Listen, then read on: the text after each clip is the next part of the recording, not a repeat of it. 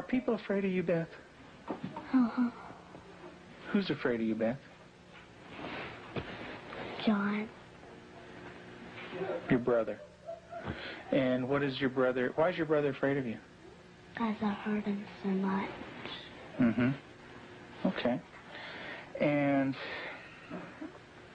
what, at nighttime, what do your parents do to your door?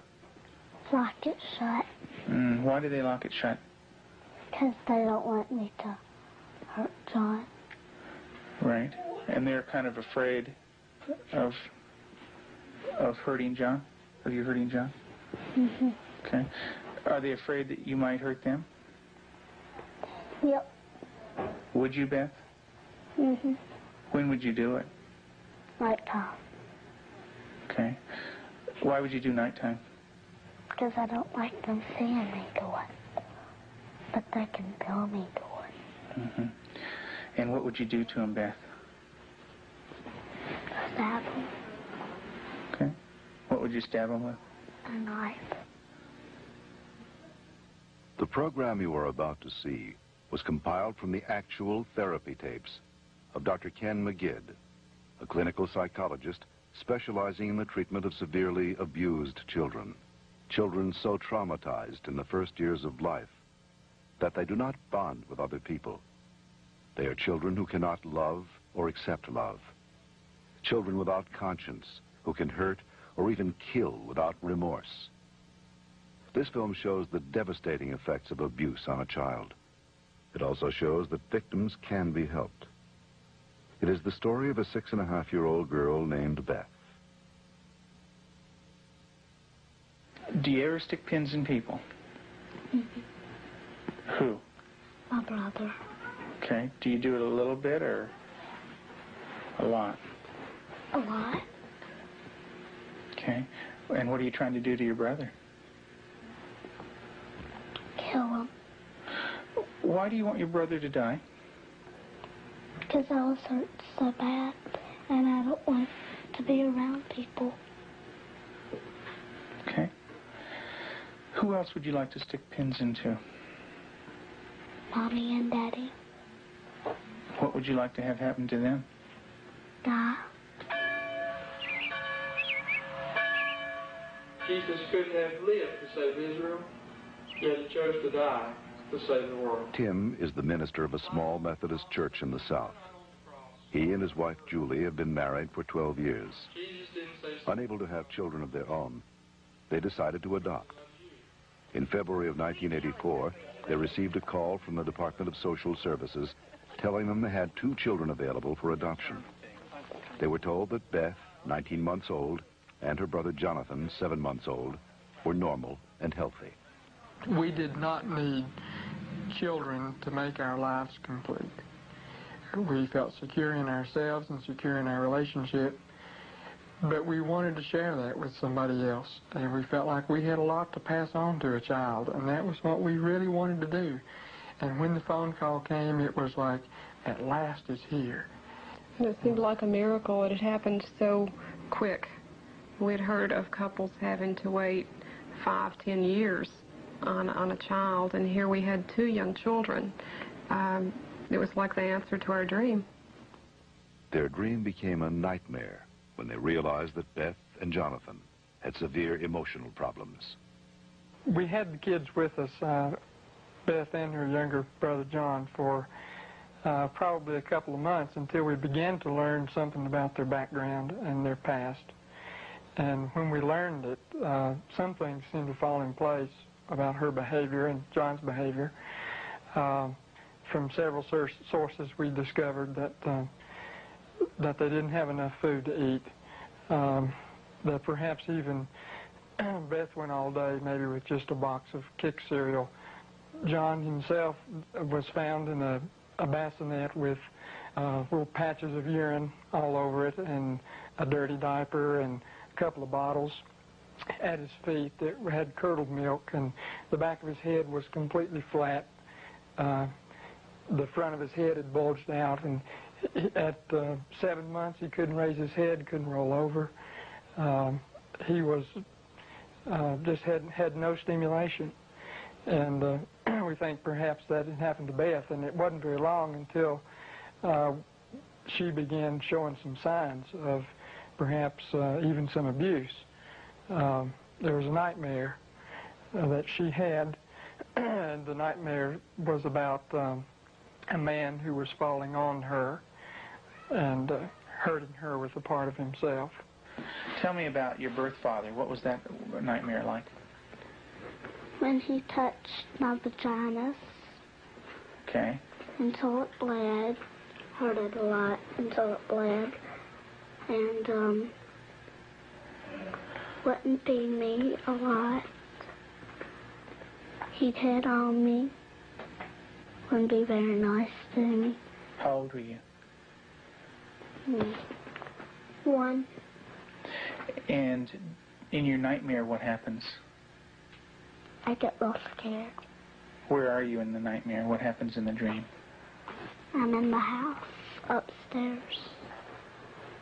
And then what happens, Beth? When he comes upstairs and, hurt. How do you feel when you talk about this? Scared. Like, Where's your birth father? What's he doing? he's right there, and there's his hand. His hand's right there. Where? Right there. You can't hardly see it because it's green. What's it touching? My vaginas. And what is your birth father doing? Hurting it. Your face looks sad. Can you tell me about that? It's crying because there's dots of the tears. Beth had endured severe neglect and abuse as a child. Her birth mother died when she was 1. Because of these early childhood experiences, Beth never developed a sense of conscience, love, or trust for anyone. The early sexual abuse by her birth father would cause her to exhibit inappropriate sexual behavior, especially toward her brother. Does your brother have private parts?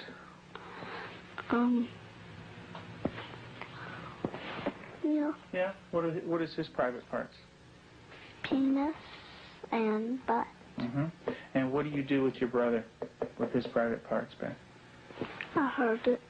Tell me about it. What do you do? Well, I pinch it, squeeze it, kick it. When you do things to your brother's private parts, what does he say? Stop. Okay, tell me that. Well, he says stop, but I don't stop. Do you hurt him? A lot. Okay. And would you like to do that to other boys? When I caught her with Jonathan one morning, she was molesting him. He was crying and his pants were down, and I said, Beth, what's happening? And she said, I pulled his penis and put my finger up his anus. And I said, didn't he say to stop? And she said, yeah, he did. And I said, did you? And she said, no. Have you ever rubbed your private parts? Do you do it a lot? A lot. How much do you do that? Not every single day in Lexington. I did it every single day until it got real bad and messed up, and I had to go to the doctor, and I did not like it. What do you mean by real bad? Well, it looked real raw, got all kinds of boo-boos on it, germs, a lot of stuff from my hand. And it bled? She started to masturbate at inappropriate times. I remember one time, specifically, when we were at the hospital waiting for Tim to come out. He was there visiting. And Beth and John were in the back seat, and I turned around, and she had her legs spread and was masturbating in a public parking lot. And I had tried to explain to her numerous times before that that's private area. You don't do it in public places. And gone over that with her, and and it never seemed to faze her. And Julie, how often would your daughter masturbate? daily, constantly. Do you have animals, Beth? 4 of them. Can you tell me their names? Clyde, Shuggy, Darcy, and Annie. And Daddy said a day ago that there was a stray cat who did not have a home, so Daddy was taking care of it and took it to the vet when he had his flight to go. And what do you do to the animals, Beth? Stick them with pins. Do you stick them a little bit or a lot? A lot. What are you trying to do to the animals, Beth? Kill them. What do they do when you stick them with the pins? Well, Annie cries. She's a dog. She got baby birds down out of the nest, and we thought maybe she was just curious. So we explained that she could hurt them, put them back, and went through a whole sitting down and talking to her about the problem of it. And the next day we went out to check the baby birds, and they were on the ground dead with their necks broken. Let's talk about what happened once when you were smaller, when you found some baby birds in a tree. What did you do then? I took them out. Mm-hmm. And what did Mom say to you? That the mother will not come back if somebody touches her baby. Mm-hmm. Are the baby birds kind of small? Can you describe them for me? Well, they don't have their eyes open, but they can hear me, and they look up. Are they kind of helpless? Little baby birds? Can they fly? No. Can they run away?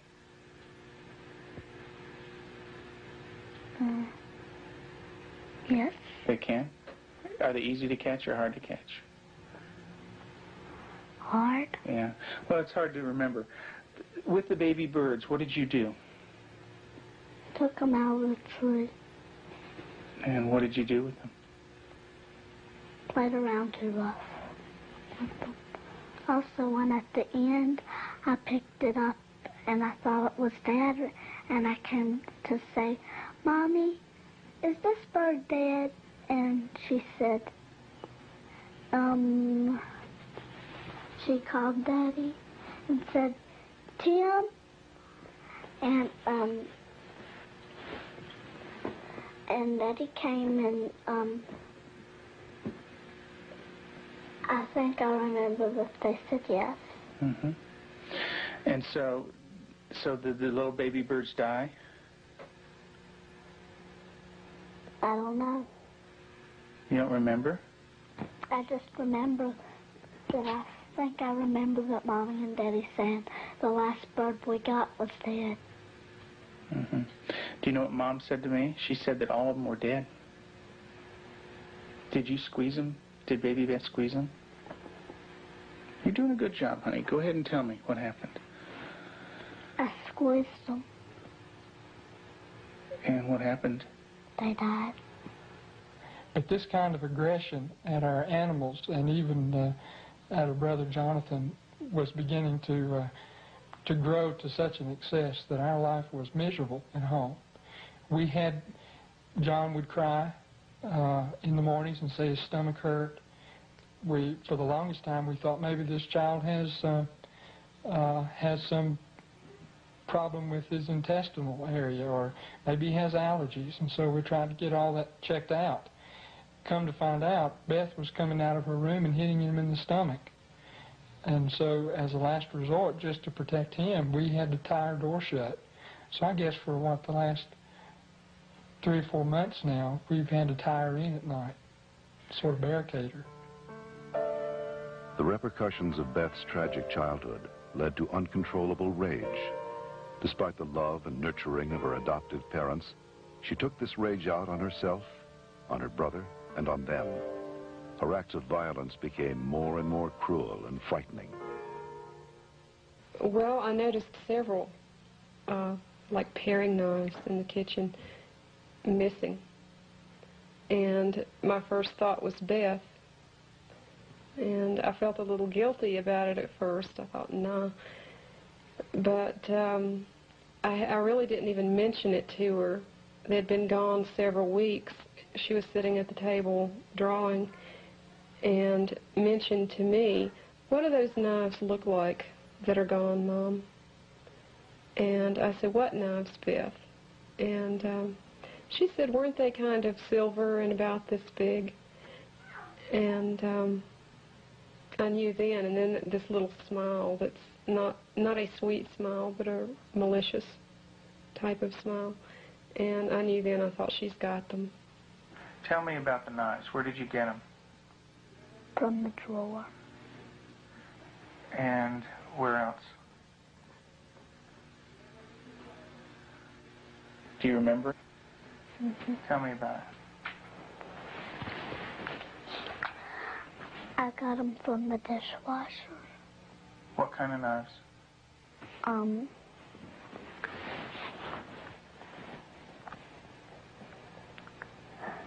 Big sharp ones. And what do you want to do with those knives? Kill John and Mommy with them, and Daddy. And when Mommy asks you about where the knives are, what do you say? I don't know where they are.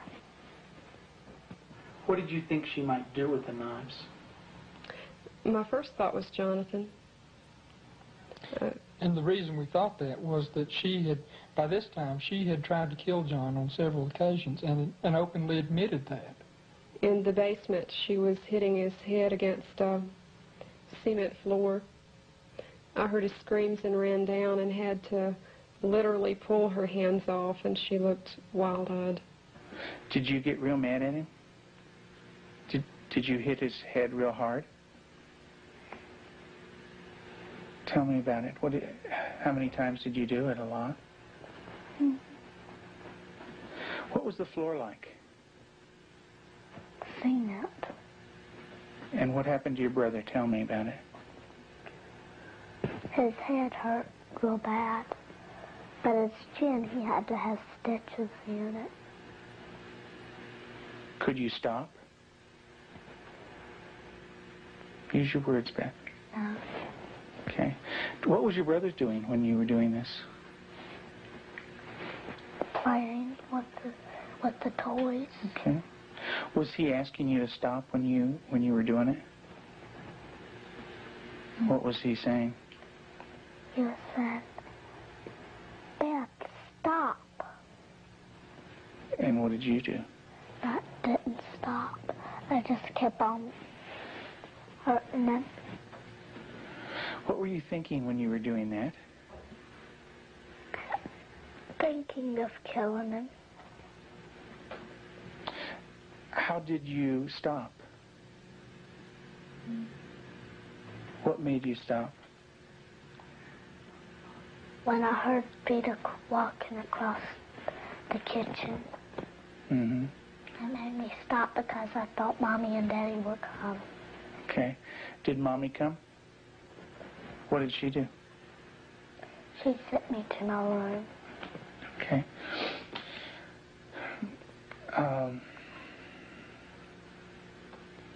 And what if Mom didn't stop you? What would you have done?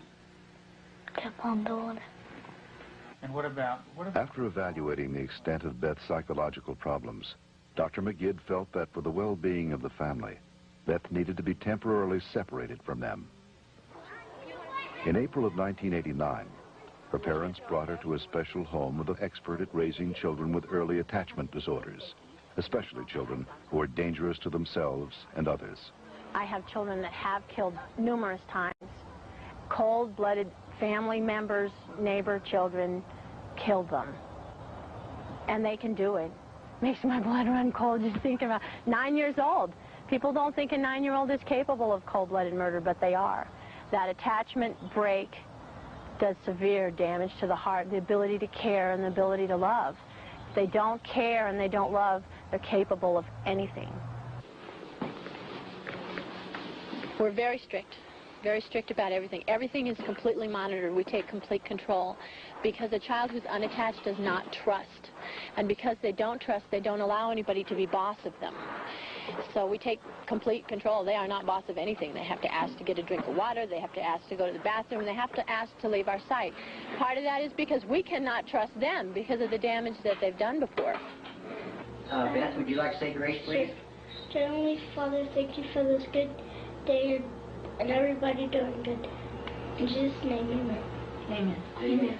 They believe that they're evil. They believe they're from the devil. They believe that they are not a person of value. And we have to change that, and we have to build that from a child who's nothing, who's a bad kid in their own mind, to a child who's valuable and loving, and they see themselves as that.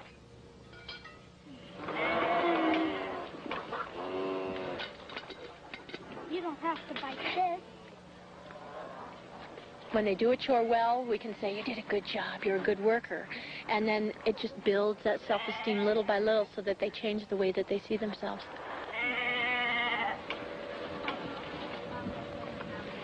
Several months into treatment in this controlled environment, Beth had made progress, and her therapist decided to loosen some of the controls. Anybody wants some more? I've seen that. Beth continued to show signs of improvement. She began to develop a sense of right and wrong. She seemed to respond to affection, was more outgoing. Gosh, I don't have to like She went to public school, made friends at the local church, and even sang in the choir. And you're going to go into Sunday school again this morning? Yeah. And get stickers. Maybe you could put one on your nose.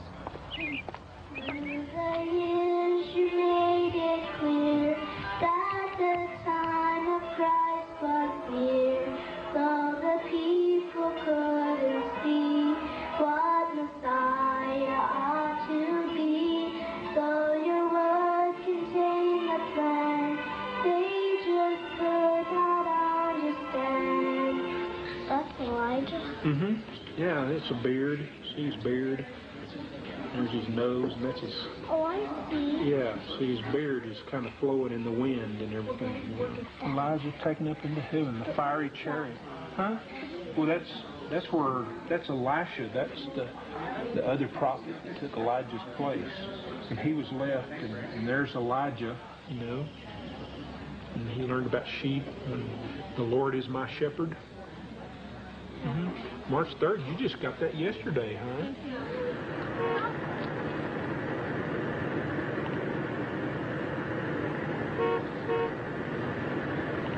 In the beginning, we couldn't trust her with anything. She was locked up at night. We had alarms on the door at night so she wasn't sneaking around doing things with the other children. We don't worry about that anymore. There's no alarm on her door at night now. She sleeps in the same room with my own daughter, and I trust her that much. She brushes the dogs, and I trust her that much. Because she has earned that trust. She's learned it. She has a heart, and she has a love inside, and she feels bad when she does something now. In the past, because she didn't have a conscience, she didn't feel anything when she did something bad. There was just no feeling there. And now she does feel bad, and it shows in her face. I believe that Beth can make it. She's got a really bright mind. She's got a good heart now, which has done a lot of healing. She's got a really super set of parents. They're powerful, they're knowledgeable, they're motivated. She's done a lot of good work with you in therapy, with Cannell and with myself. She wants to heal, and that's the #1 key. And she wants to heal because she has a family that really cares about her, and she wants to be with them. Do you know where that anger came from? That's when my birth dad hurt me. I had it all inside, and I remembered it, and I started doing it. And what did that do when it was inside? It made me want to hurt people really bad. And who did you hurt? My brother, my mom and dad, and animals. And animals. Who did it hurt the most? My brother. Who did it hurt the most? Me. Why don't you tell me that? It hurt It hurt me the most. How did it hurt you the most? Because when I hurt other people, I'm hurting my good self. How do you feel right now, Beth?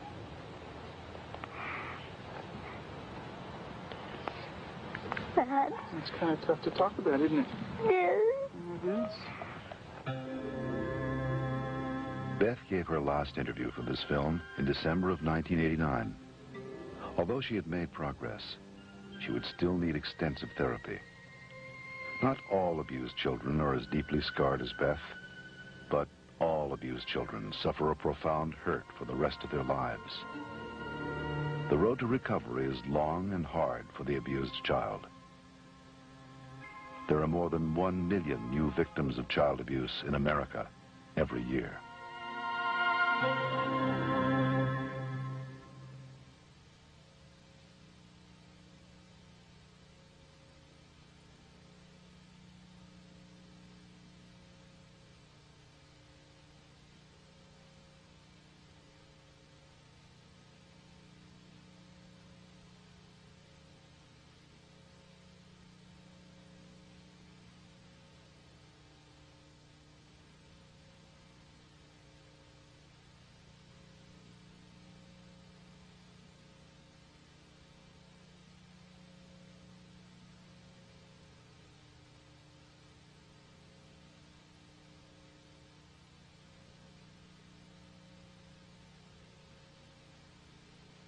For further information on the prevention of child abuse, write the National Committee for Prevention of Child Abuse, Post Office Box 2866, HBO, Chicago, Illinois, 606.